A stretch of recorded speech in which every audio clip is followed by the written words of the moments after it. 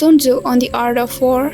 Chapter 3. Attack by Stratagem. Sun Tzu said, "In the practical art of war, the best thing of all is to take the enemy's country whole and intact. To shatter and destroy it is not so good. So too, it is better to recapture an army entire than to destroy it. To capture a regiment, a detachment, or a company entire than to destroy them. Hence, to fight and conquer in all your battles is not supreme excellence. Supreme excellence consists in breaking the enemy's resistance without fighting. Thus, the highest form of generalship is to balk the enemy's plans. The next best is to prevent the junction of the enemy's forces. The next in order is to attack the enemy's army in the field. And the worst policy of all is to besiege walled cities. The rule is not to besiege walled cities if it can possibly be avoided. The preparation of mantlets, movable shelters, and various implements of war will take 3 whole months, and the piling of mounds over the walls will take 3 months more.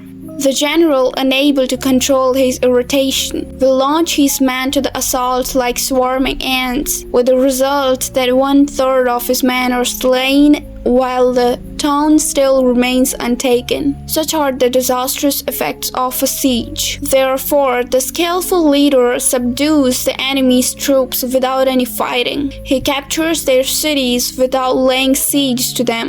He overthrows their kingdom without lengthy operations in the field. With his forces intact, he will dispute the mastery of the empire, and thus, without losing a man, his triumph will be complete. This is the method of attacking by stratagem.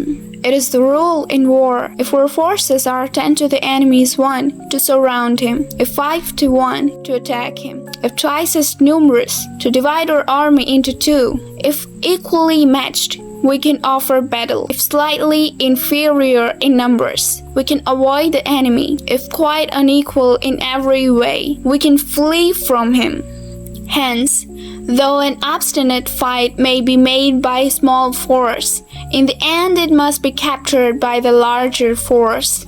Now the general is the bulwark of the state. If the bulwark is complete at all points, the state will be strong. If the bulwark is defective, the state will be weak. There are 3 ways in which a ruler can bring misfortune upon his army. First, by commanding the army to advance or to retreat, being ignorant of the fact that it cannot obey. This is called hobbling the army. Second, by attempting to govern an army in the same way as he administers a kingdom, being ignorant of the conditions which obtain an army. This causes restlessness in the soldiers' minds.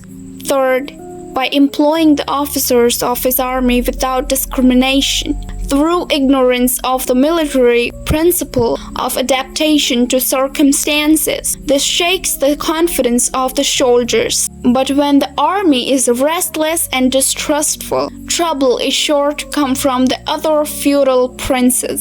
This is simply bringing anarchy into the army and flinging victory away. Thus we may know that there are 5 essentials for victory. 1. He will win who knows when to fight and when not to fight. 2. He will win who knows how to handle both superior and inferior forces. 3. He will win whose army is animated by the same spirit throughout all its ranks. 4. He will win who prepared himself, waits to take the enemy unprepared. 5. He will win who has military capacity and is not interfered with by the sovereign. Hence the saying, if you know the enemy and know yourself, you need not to fear the result of 100 battles. If you know yourself but not the enemy, for every victory gained you will also suffer a defeat. If you know neither the enemy nor yourself, you will succumb in every battle.